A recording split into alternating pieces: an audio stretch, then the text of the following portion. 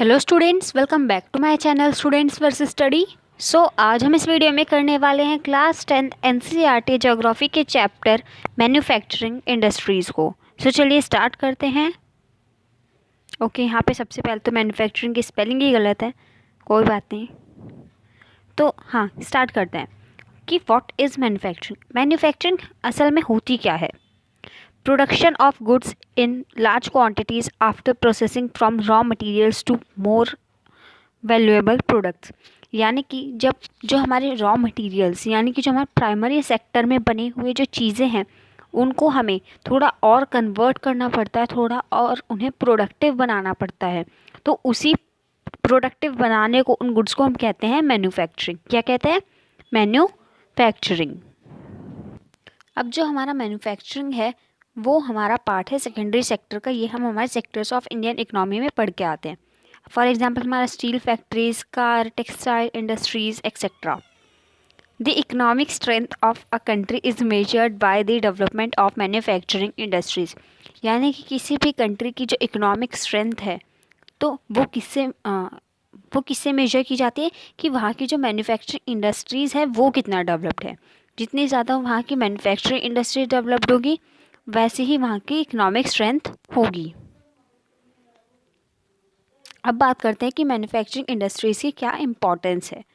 तो जो मैन्युफैक्चरिंग है जो मैन्युफैक्चरिंग सेक्टर है वो डेवलपमेंट के हिसाब से अगर देखा जाए तो वो हमारे कंट्री की या फिर हमारे कंट्री के डेवलपमेंट की जो है एक तरह से बैकबोन कही जाती है।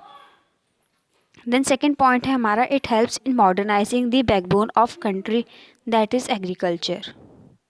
यानी कि जो हमारे एग्रीकल्चर सेक्टर है तो हमारा जो एग्रीकल्चर है उसको मॉडर्नाइज करने में भी हमारा मैन्युफैक्चरिंग इंडस्ट्रीज़ का बहुत बड़ा काम है। Reduce the heavy dependence of people on agricultural income by providing them jobs in secondary and tertiary sector. यानी कि अब जो लोग हैं अगर सिर्फ एग्रीकल्चरल सेक्टर होगा तो वो सिर्फ एग्रीकल्चर वाले काम में ही जाएंगे जिससे कि उन्हें इनकम हो। बट अब हमारा क्योंकि सेकेंडरी और टर्शरी सेक्टर में भी बहुत सारे काम आ चुके हैं जिसकी वजह से उन्हें जॉब्स मिल रही है। सो ये भी एक इम्पॉर्टेंस है हमारे मैन्युफैक्चरिंग सेक्टर की। Helps in eradicating unemployment and poverty from our country. यानी कि हमारी कंट्री से पॉवर्टी और अनएम्प्लॉयमेंट को ख़त्म करने का काम भी कर रहा है हमारा manufacturing industries. Aims at bringing on regional disparities by establishing industries in tribal and backward classes. यानी कि हर तरह की रीजनल डिस्पैरिटी को जो है ये बिल्कुल कम करता जा रहा है। और वो कैसे कर रहा है कि जो हमारे ट्राइबल और बैकवर्ड रीजन्स होते हैं वहाँ पे भी इंडस्ट्रीज़ का जब एस्टेब्लिशमेंट होता है तो उससे जो है ये रीजनल डिस्पैरिटीज जो है कम हो जाती हैं। Expansion of trade and commerce, export of manufactured goods brings in foreign exchange. यानी कि फॉरेन एक्सचेंज में भी हमारा जो मैन्युफैक्चरिंग इंडस्ट्रीज़ है वो काम आते हैं। Helps in transforming raw materials into a wide variety of furnished goods of higher value. यानी कि जो हमारे रॉ मटेरियल्स होते हैं उनको ट्रांसफॉर्म करते हैं अच्छी वैरायटी वाले गुड्स में। अब बात करते हैं हम एग्रीकल्चर की। तो जो हमारा एग्रीकल्चर और इंडस्ट्री है दोनों साथ के साथ होते रहते हैं। इंडस्ट्री जो है हमारा एग्रीकल्चर को निखारता है, जैसे कि हमारा इरिगेशन पम्प्स। एग्रीकल्चर करने के लिए हमें इरिगेशन करना होगा, इरिगेशन करने के लिए हमें वहाँ पे पम्प्स वगैरह लगाने पड़ेंगे, वो पम्प्स जाते हैं हमारे इंडस्ट्रीज़ के through. Raw material for industries comes from agriculture. Industries के लिए भी जो हमारा रॉ मटेरियल है वो आता है हमारे एग्रीकल्चर सेक्टर से। अब बात करते हैं contribution of industry to national economy. यानी कि नेशनल इकोनॉमी में एक इंडस्ट्री का क्या कंट्रीब्यूशन है। Share of manufacturing sector stagnant at 17% of GDP out of 27% for the industry over the last 2 decades. यानी कि हमारे पिछले 20 सालों की बात करें तो जो हमारा मैन्युफैक्चरिंग सेक्टर में GDP का शेयर है वो 17% से 27% के बीच में रहा है। और ये जो परसेंटेज है काफ़ी ज़्यादा कम है in comparison of other Asian countries, क्योंकि उनका जो मैन्युफैक्चरिंग सेक्टर का GDP शेयर है वो 25 to 35% है। The national manufacturing competitiveness council NMCC has been set up by the government to take appropriate policy measures to improve the productivity of manufacturing sector। यानी कि एक तरह की काउंसिल बनाई गई जिसे हम कहते हैं NMCC, national manufacturing competitiveness council.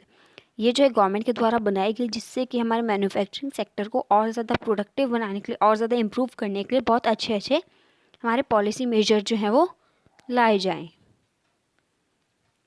अब जो हमारा इंडस्ट्रियल लोकेशन है, किसी ना किसी चीज़ का तो इफ़ेक्ट पड़ गए। कोई भी इंडस्ट्री कहाँ पे लगाई जाएगी उसके बारे में बात करते हैं। सो जहाँ पे उनको अच्छा रॉ मटेरियल मिलेगा, मार्केट पास होगा, वहाँ पे उनको जो है सस्ते में स्किल्ड लेबर मिल जाएंगे, वहाँ पे जो गवर्नमेंट पॉलिसी जो है अच्छे से मिल रही होगी। सो जहाँ पे भी ये सब चीज़ें जो है उनको मिलेगी, वहीं पे जो है हमारे इंडस्ट्रियलिस्ट जो हैं वो हमारी इंडस्ट्रीज़ को सेटअप कर लेते हैं। तो चलिए इसको थोड़ा डिटेल में पढ़ते हैं।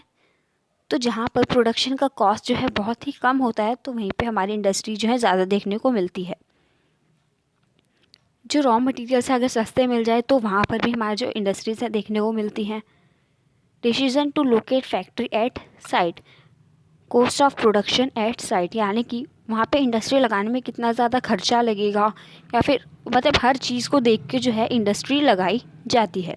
एंड जब ये हमारी सारी चीज़ें जो है उन्हें परफेक्ट लगती है, तब जाके कोई डिसीजन बनता है कि वहाँ पे वो कोई भी फैक्ट्री इंडस्ट्री जो है लोकेट कर सके। अब बात करते हैं कि एग्लोमेरेशन एक्टिविटीज़ क्या होती हैं। तो जैसे हमारी इंडस्ट्रियल एक्टिविटी स्टार्ट होती है, वैसे ही हमारा अर्बनाइजेशन भी स्टार्ट होता है। फॉर एग्ज़ाम्पल, अगर हमारा कोई रूरल एरिया है, वहाँ पे इंडस्ट्री लगाई गई है, फॉर एग्ज़ाम्पल अगर हमारी जो इंडस्ट्री है वो एक रूरल एरिया में लगाई जाए, तो वहाँ पे जैसी इंडस्ट्री लगेगी तो वहाँ का जो है अर्बनाइजेशन स्टार्ट हो जाएगा, वो शहर में जो है बदलने लग जाएगा। Sometimes industries are located in और नियर दी सिटीज़। कभी कभी जो इंडस्ट्रीज़ होती है या तो वो सिटीज़ के अंदर लोकेटेड होती है, सिटीज़ के पास लोकेटेड होते हैं, क्योंकि जो हमारी सिटीज़ हैं उनके पास में उन्हें मार्केट मिल जाता है, जिससे कि उनका पैसा बच जाता है ट्रांसपोर्ट का, और उनको जो है बाकी की सर्विसेज भी मिल जाती है, जैसे कि banking, insurance, transport, labour etcetera. Many industries tend to come together to make use of the advantage offered by the urban centers known as agglomeration activity। कि जब हमारी बहुत सारी इंडस्ट्री जो है एक साथ आती हैं, जिससे कि जो अर्बन सेंटर्स उन्हें एडवांटेज ऑफ़र कर रहे हैं वो उनका यूज़ कर सके, तो उसी को हम बोलते हैं एग्लोमरेशन एक्टिविटीज़। अब बात करते हैं इंडस्ट्री मार्केट लिंकेज की। सो हमारे पास रॉ मटेरियल्स होते हैं, फिर हम फैक्टर्स ऑफ प्रोडक्शन को देखते हैं, ट्रांसपोर्ट होता है, फैक्ट्री में हमारा सारा प्रोडक्शन होता है, फिर हमारा आउटपुट निकलता है, आउटपुट पे हम ट्रांसपोर्ट करके इसको मार्केट तक लेके जाते हैं। एंड ये सब हमारा कौन करता है? ये सब करता है हमारा मनी। ये सब होता है हमारे मनी के थ्रू। सो आई होप कि आपको सारे कॉन्सेप्ट्स क्लियर हो गए होंगे। Thanks for watching.